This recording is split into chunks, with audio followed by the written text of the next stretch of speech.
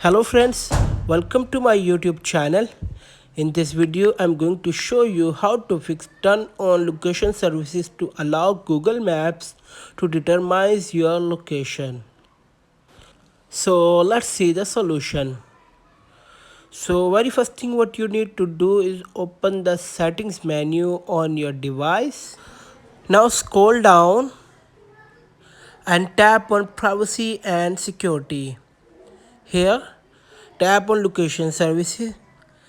Now turn on location services and then tap on Google Maps.